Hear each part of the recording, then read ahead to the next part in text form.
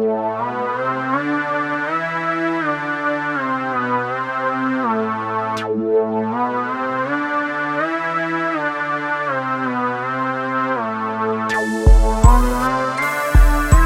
yeah, I think we should.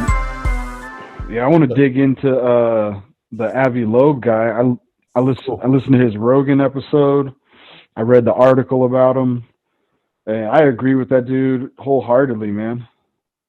Hey, can anybody pronounce the name of the name of the meteor? Is like the meteorite is like Oumuamua. Oumuamua, yeah. Oumuamua. Yeah, Oumuamua. That's how he said it.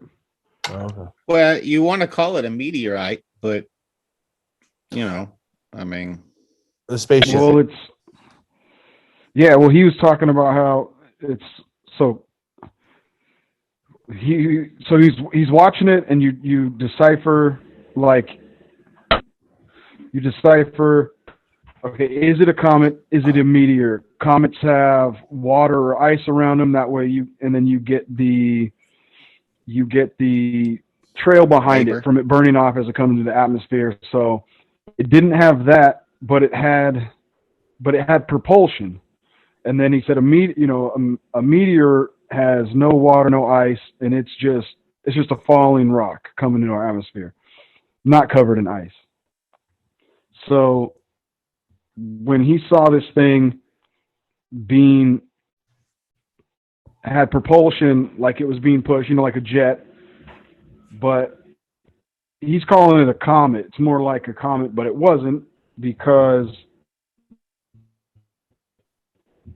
there's no ice around it, but it has wait, what do you say? It doesn't have the trail? Anybody follow me? Do you remember? I remember saying. Oh, go ahead. I'm sorry. Oh, well, there's a lot of things. First of all, okay, I mean, I don't know where you want to start with this, but the trajectory of this thing, was it Oumuamua? That thing has a parabolic or even hyperbolic type of path. It just comes out of nowhere, goes around the sun, and then goes off in another direction. Accelerates off in another direction, right? Yeah.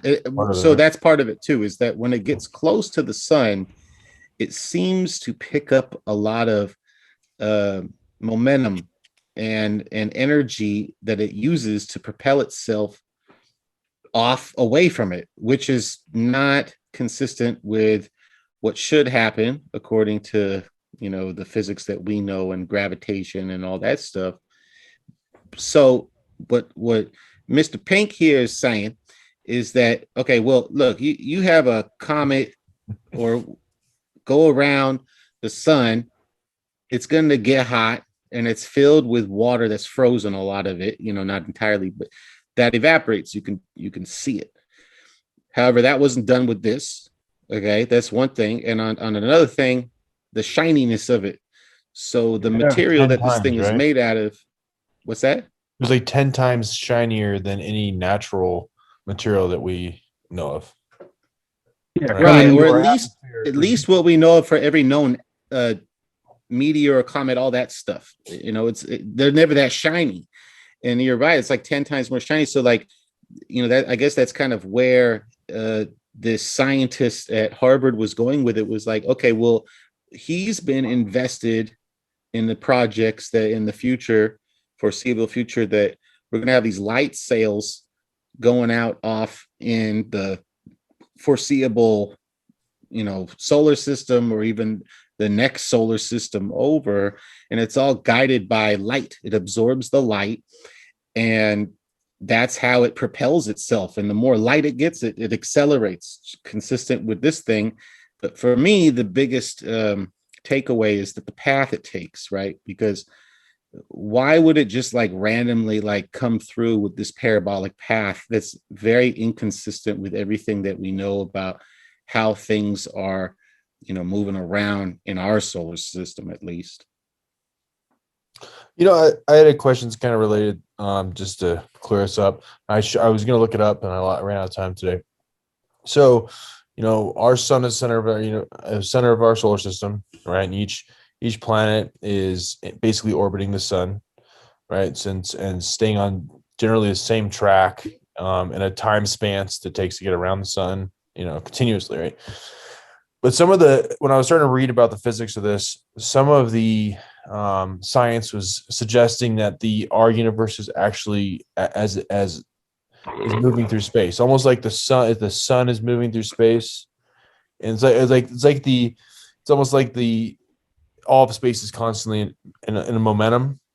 And then I really didn't understand that concept. I was just reading it wrong. Is that something you're familiar with there, some guy? Well, No. isn't it in Yes. momentum because our universe is continuously expanding? So it would make sense Yeah. that everything is. Like, is our solar system floating through the universe, and what does that make it relative to other solar systems? Are they all like moving at generally the same rate, so where it's like the entire unit is moving, or is there like Pangea, that's over time floating in different directions around the surface of the Earth?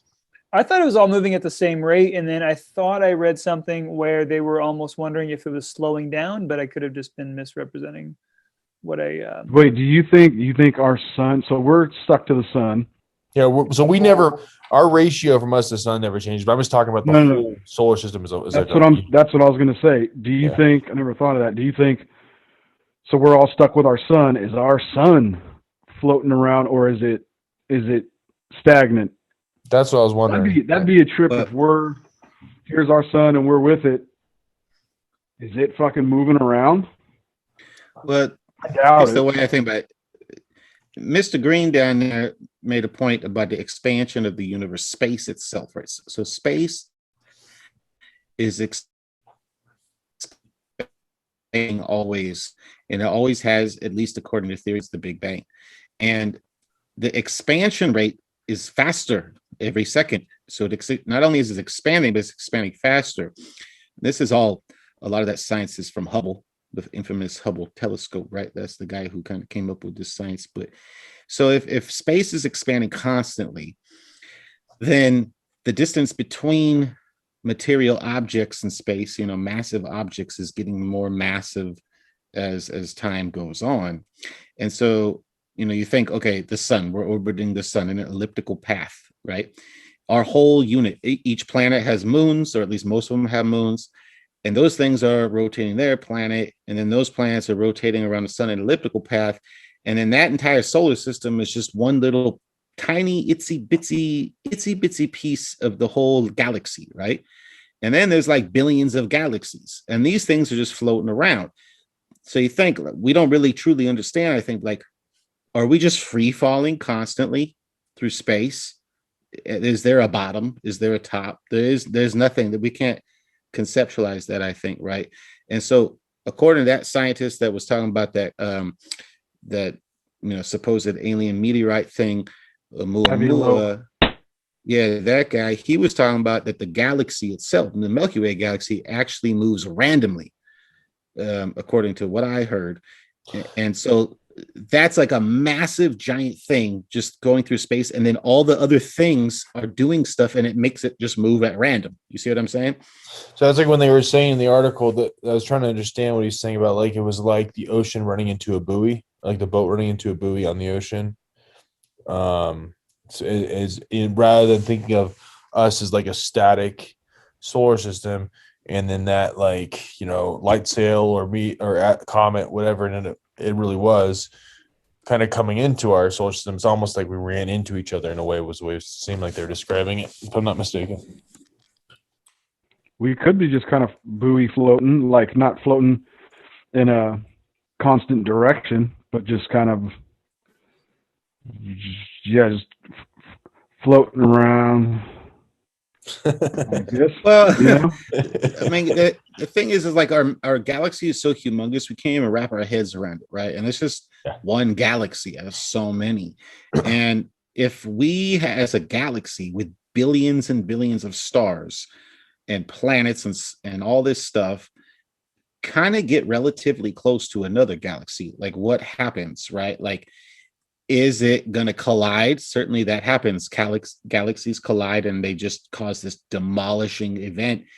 Other times, maybe they're like kind of push each other off or whatever. But in the case of this Oumuamua, I think it is feasible to consider that if our solar system got close enough to another solar system, and in the other solar system, there was an elliptical path of some big old object like that was doing its thing, that it could have come across as a hyperbolic path across our sun. However, I don't think it checks out. I don't like that idea for various reasons, but I'll let y'all respond to that first before I go any further. Before we move on from the from like size and movement of the galaxy in general, or of the entire galaxy, that's right, universe. Besides like theoretical equations trying to define the size of our universe, nobody really knows the expanse, right? I mean, I know clearly nobody really knows because you can't see it. But I mean, like there's not like a really solid theory out there that I'm not aware of. I'm asking you to where we understand the size of the universe, right? There may be some general theories based off of how many maybe stars you think exist, but I mean, it literally could go on forever and ever as far as our minds, like infinite. Yeah, they can't quantify the size of it. So I mean, how insane is it from that standpoint to even consider that there's not other alien? Well, I want to dig in more to his theory and what he was. So this dude Avi Loeb, when he proposed this and said he basically was saying there's feasible, not evidence, but reason to believe there's no way we're the only ones out there. And he's saying he got a lot of backlash, like his colleagues were boo-hooing it, because anytime you touch on, you bring up extraterrestrial and alien shit, it kind of like, it's like taboo to them. And which I don't understand, because it's like, why wouldn't you? That's like the most attractive, sexy concept. Like, why won't they dig into that? And they boo-hoo it because it's like it decredits, because science is all just based on hypothesizing, having evidence, testing shit, coming to conclusion, hard evidence. So when he comes up with this and act like it's just speculation, but it is sort of evident, because when you have so many stars, and he's saying out of all these stars, there's dozens of them that have Earth-like planets with the same distance from the Earth to the sun. They have the same thing to their stars and their sun, with possible water surface. You roll the dice out millions and billions of times, there's no fucking way you're going to come up with zero possible life forms on these planets that are so similar to Earth, same distance. We're not that fucking special. And he was even saying that we're not interesting. We're not that special at all. There has to be more. There has to be more in the past, like we've talked about before, that have come and gone, died off. And so when he brings that up, like, it's almost evident, because they've proven that all these other stars have planets so similar to ours that have been around millions and millions of years. How can it's too ignorant and arrogant to think that we're the only ones. And I'm all for it, dude. I'm all for it. Yeah, dude. 100%. Yeah, it was interesting. Oh, go ahead. Sorry. No, I'm just gonna say I'm not that blind to think we're the reason. Like, we're the reason. Come on, man. Well, I wonder if some of these other scientists that kind of mock him, or just think it's like a bullshit study, if they're worried about like career suicide, if they're worried about getting mocked, if they're worried about lack of funding, because if you work for a college and you're doing research, you have to continuously prove to the college that you're doing research on a legitimate project. And I wonder if they're just worried about lack of funding, career suicide. It was interesting. You mentioned billions of years. He mentioned in the article that we shared with each other that it's possible that this object has been just floating around for billions of years. That's crazy, right? Yeah. I mean, you think about like all like the centuries previous to now, that every time like a really new concept came out, like they burn them at the stake, or they stone them to death, they just be ostracized, thrown on the streets, and just made like, you're insane. I mean, you think about like just when Rome fell, like they had these, even then they had books and libraries that with all of this, technology for the time moving forward. I mean, there's like foundations for the first computer system, like found in Rome, and all these different interesting concepts. And then you look at the aqueducts and everything, and they just burn the place down. It's fucking heathen. So here we are in 2021, and we're so civilized now that whenever anybody comes up with any sort of like advanced possibility, like, no, you're crazy. It's like, guess what, dipshits? Saying, oh, you're crazy is the same shit they've been saying to every fucking person that said anything that's outside of the norm for the last 2,000 years or until proven wrong, and then they don't say sorry. Yeah. Well, and what we were talking about last week kind of like branches into what we're talking about now, where it's easier for pilots and military personnel and trained observers to come forward and say, hey, this is what I saw. I'm not sure what it is. This is what I saw. The Pentagon is now releasing UFO evidence, yet the scientific community is still kind of tiptoeing around and not really sure if they should come forward and be like, hey, you know what, let's research all stuff, even though there is SETI, there is a group of scientists that are researching it. But according to Avi Loeb, I forget how to pronounce his last name. He's still being mocked by his colleagues. And it's just, I just wonder how much more we could get done, society can get done when everybody's on the same page and working towards the same goal. These other guys, they scoff at it because it's like a waste of time, because they're all about accolades, being able to get a write-up in scientific journal. They want that kind of shit. So, like you said, the funding, like they're not going to dive in and waste resources. I'm no science major. I'm nobody, and I don't see why we don't dive in and put all energy and efforts trying to seek this out, because it's life-changing, earth-shaking. Like, why not? Why the fuck not, dude? It's like one of the most important things ever. Yeah, well, it's just crazy. It would literally be the greatest discovery in human existence. Okay, but hold on. Let's go back real quick here. I got a couple of things to say here. Oh shit! So go back. Well, you're talking about the ancient Romans and all that Greeks and stuff. Back then was when they were coming up with the concept of like zero. Okay, so this number zero. Yeah. For people you love the number zero. Invested in like mathematics.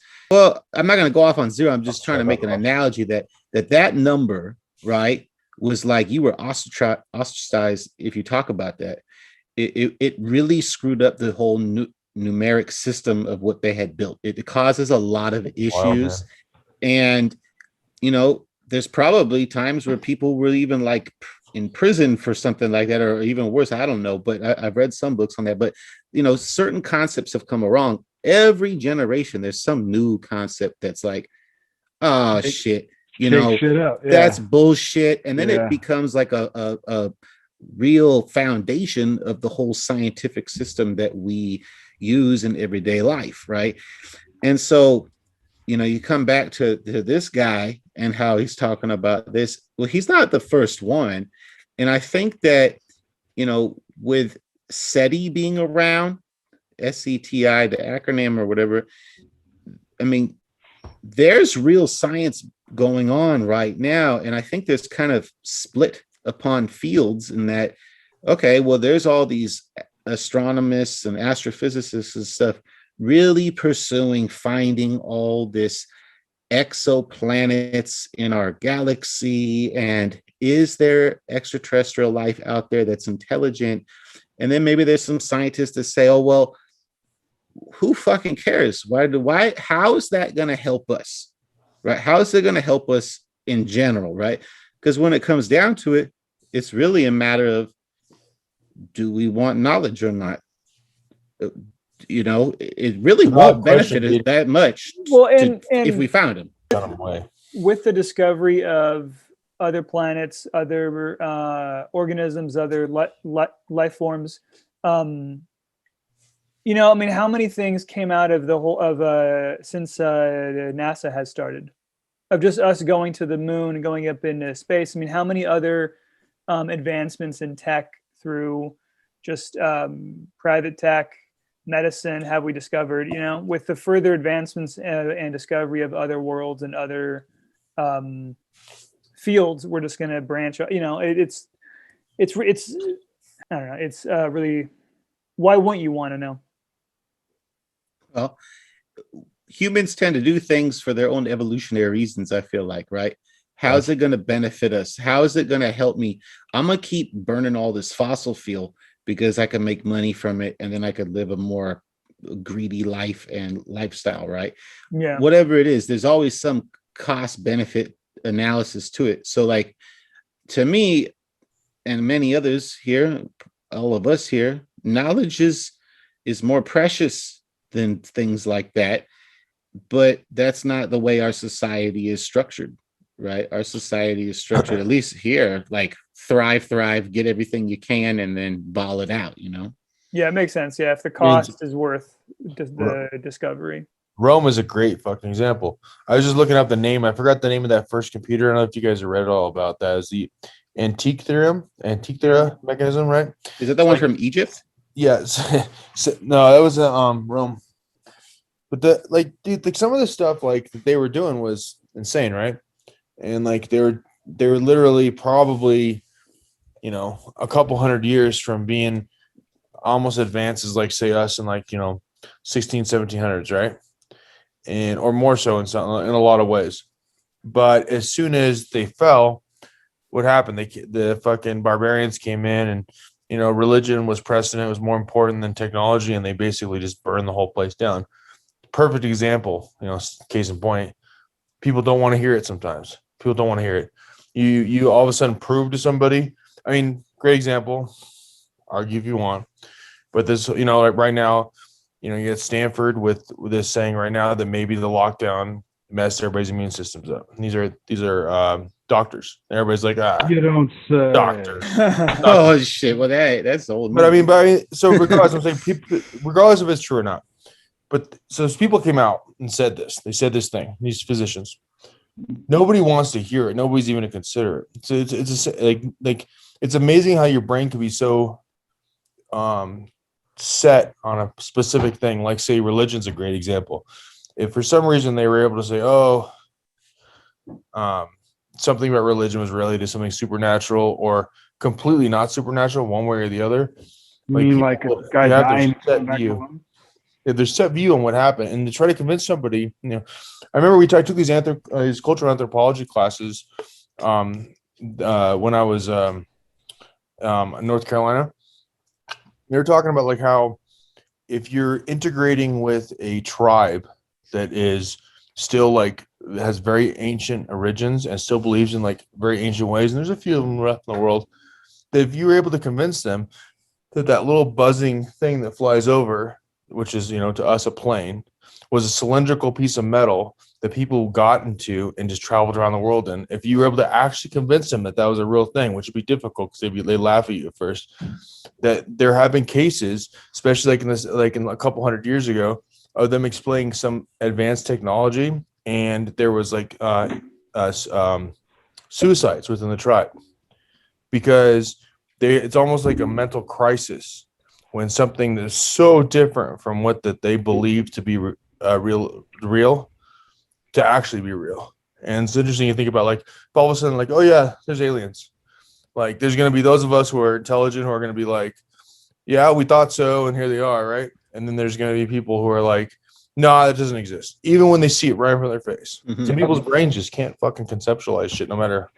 And also, like, scientists, like, when this shit comes out, they, you know, they're geniuses. They're nerds, dude. They speak matter-of-factly, precise, and they don't. There's no rah-rah.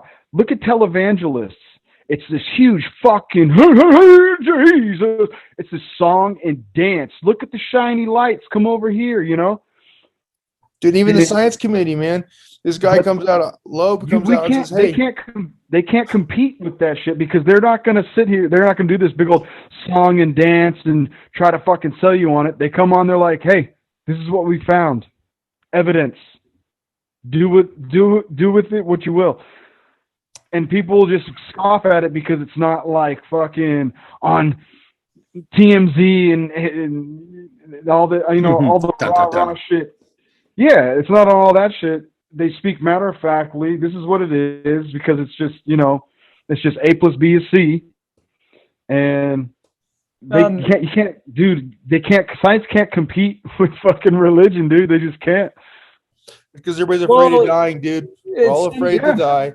But because there's no promise. Get on board with whatever crazy shit is going to save our souls.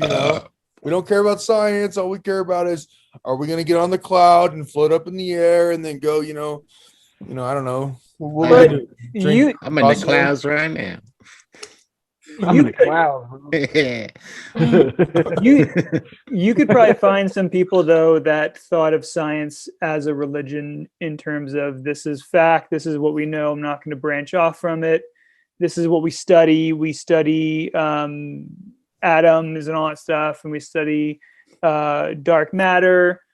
Aliens don't exist. We are the only thing out here. Interesting point, dude. I mean, it's all about how you perceive it, but you could probably get the same scientific fanatics, and honestly, you could probably, and it's unfortunate, I don't want to clump them in with scientists, but you're going to find a lot of people of that mindset in not Greenpeace, but those like extreme left-wing environmental organizations that think that we're advancing too much, and concrete shouldn't exist, electricity shouldn't exist. Yeah, dude. Save the turtles. Get rid of the straw. Let's get rid of electricity. Yeah, do that, man.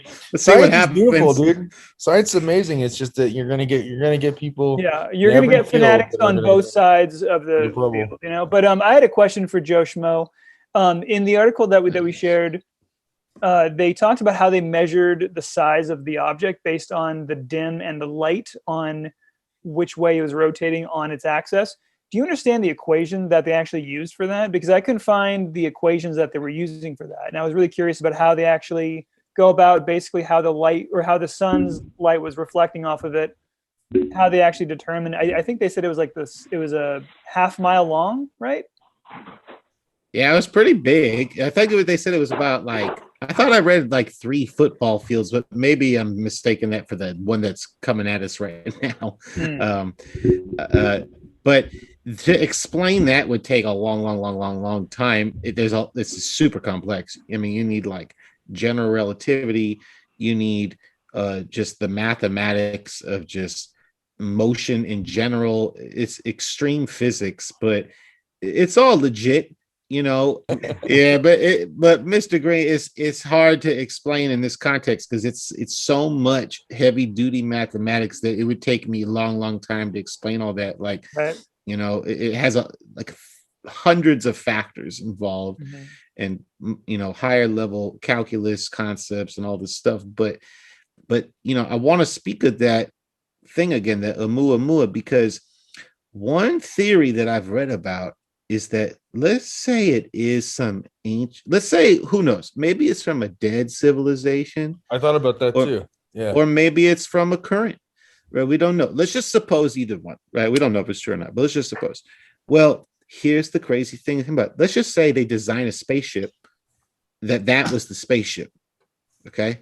Now, the spaceship itself that we think of like metal and all these electrical lines and shit, it's in there. It's like inside the fucking rock. But if this rock is made up of very resourceful materials that can fuel the actual spaceship itself, then they would never have to stop and get fuel. It would just consistently get the materials from the rocks and use that as fuel in the propulsion system and travel through the galaxy or whatever it's doing. And who knows? Those fools might be on a fucking roller coaster ride for all we know. They just have, oh shit, we're just having we got too close to that sun over there. We we should adjust the path that this roller coaster goes on. I don't fucking know, but it does Yeah, seem a little weird that they would just go and pass and be like, bye. They talked about how, you know, they were thinking that there might be like invisible solar sails or something, or solar sails that they can't see on there. And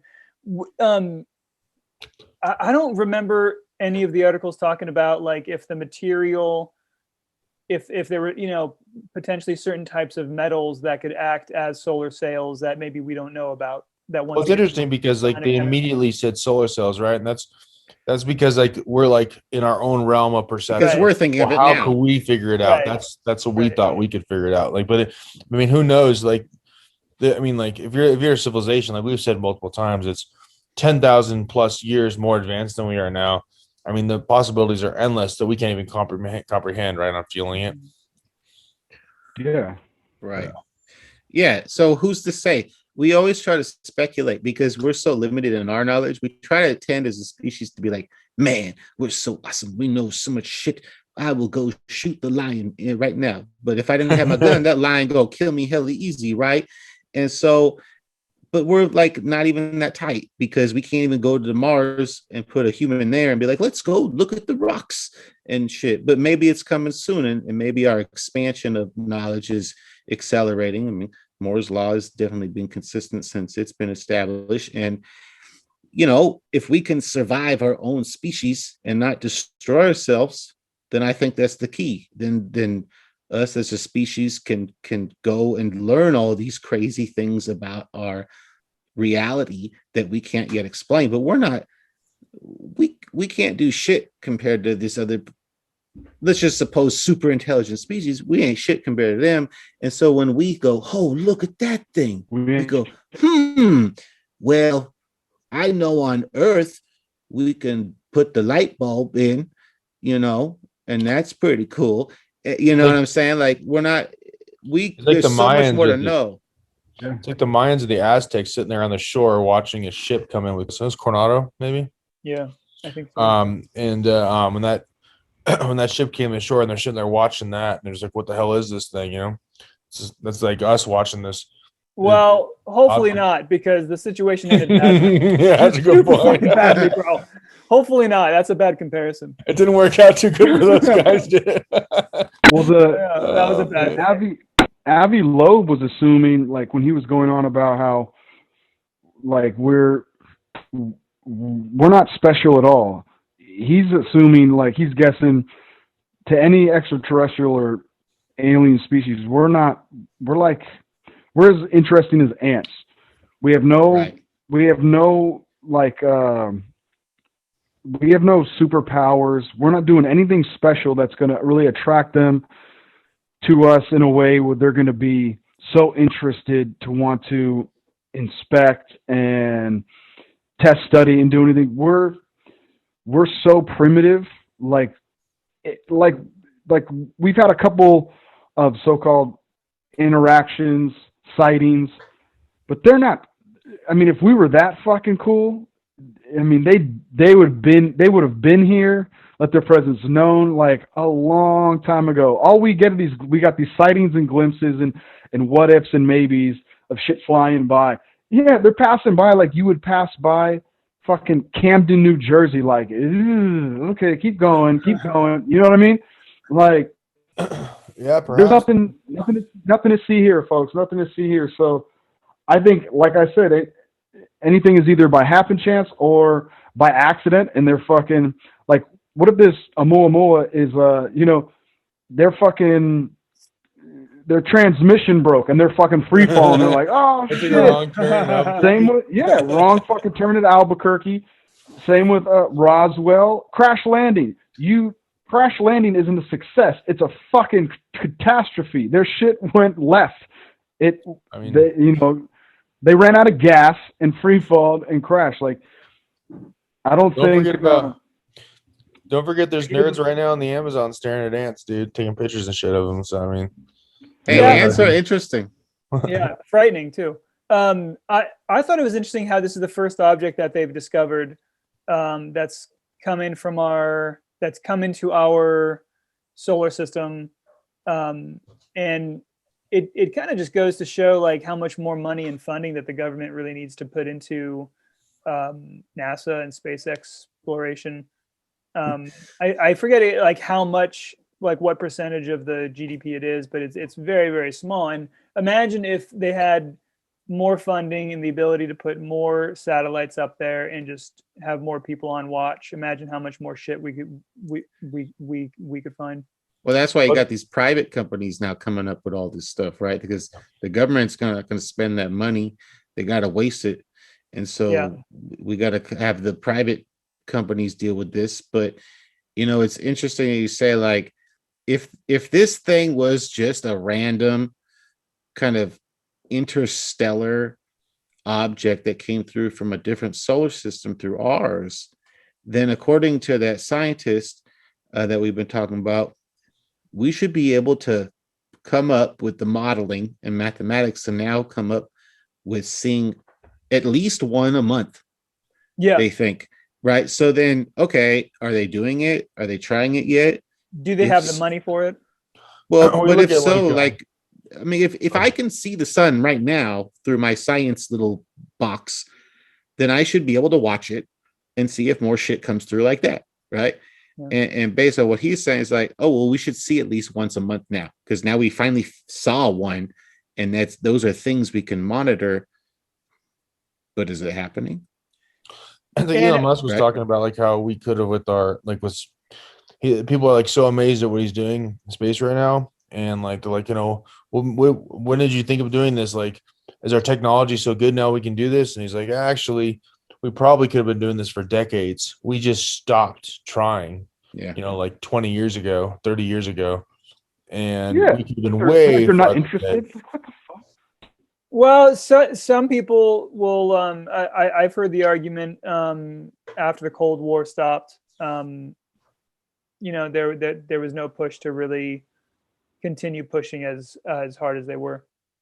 Yeah, they just stopped. So now we don't have all of the information and all of the stuff we could have collected in the last 30 years if we were like constantly pushing and pushing and pushing. So he's like, yeah, we could have went to Mars a long time ago if we continued our space program and continued at the rate we were doing. I mean, irregardless of the reason we stopped, but we did stop. And it's competition is probably the reason why we did. And because we did, it's like, if you were building a fucking path in your backyard and you were just killing it, and then all of a sudden you decide you wanted to stop doing it for whatever reason, that path's going to stop wherever it stopped. It's the same sort of concept. Yeah. And so here we are now where we could for sure. I mean, if as fast as he's moving to go to Mars, I mean, you could argue that some of the technology, especially with computers and stuff like that, are a relative factor. But like as fast as they've done it, it's hard to argue that 10 years ago we could have done it. We couldn't have done it if we would have really put our minds to it. We just didn't at all. Yeah. Well, I think anything is possible if like you throw enough money at it. Honestly, like, it's great if we can go to Mars. It's great. Mr. Schmo, you could go first. We get there and we're like, look at this place. It's a fucking cold ass, dry ass desert. This place is great. What are we going to do? I don't know. Let's try to plant a plant, see if it lives.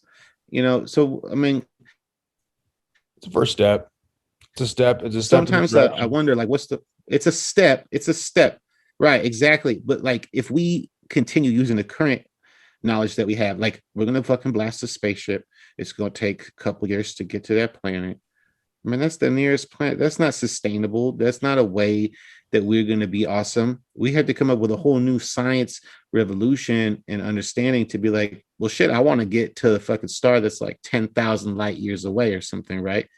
Can't do that. You're going to have 50 generations of people reproducing on a spaceship in the meantime. And how's that spaceship going to be fueled? Maybe that's what that meterite thing is. They got like the inbreds on there or something. Well, and I just wonder what if scientists keep working towards the advancements of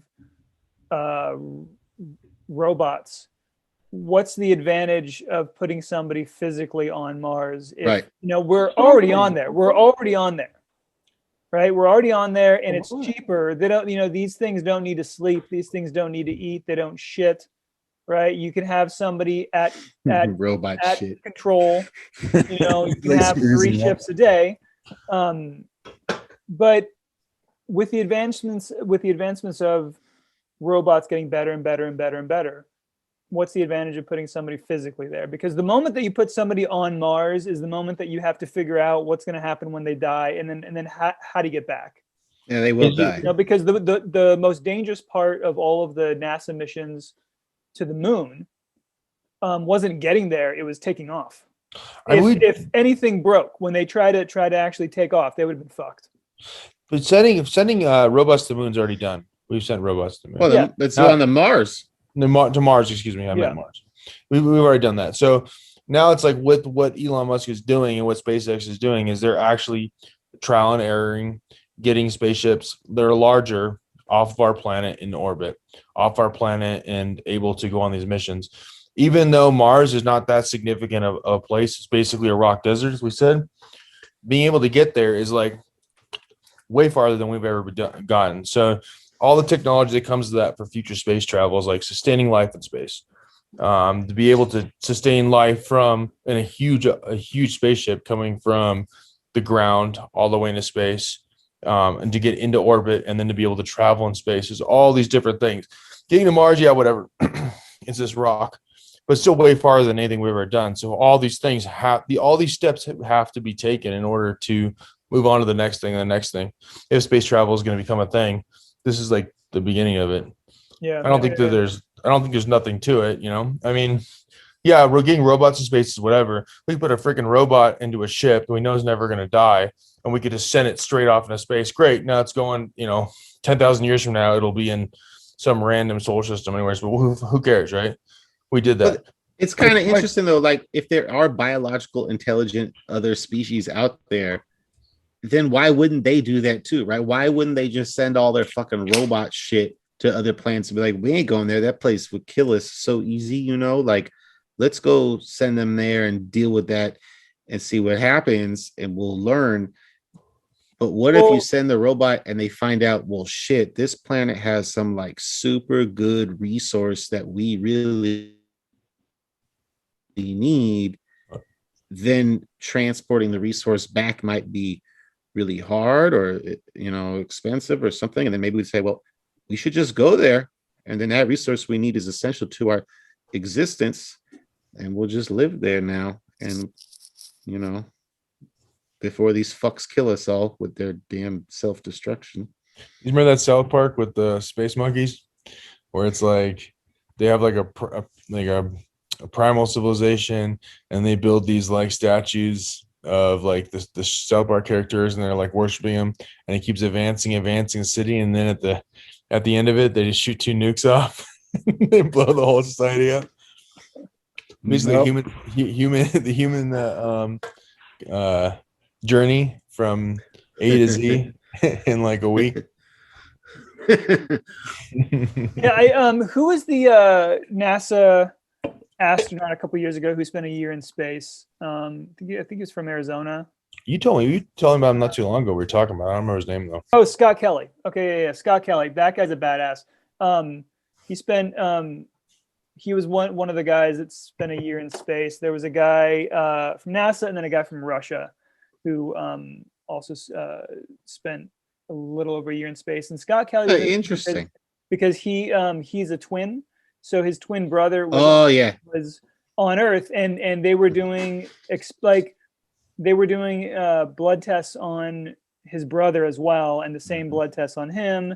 And Scott Kelly said after he got back that certain things, just from being in space for so long, that he said that his body will never actually be what it was before he left for space. There was so much physiologically, I guess, or biologically changed.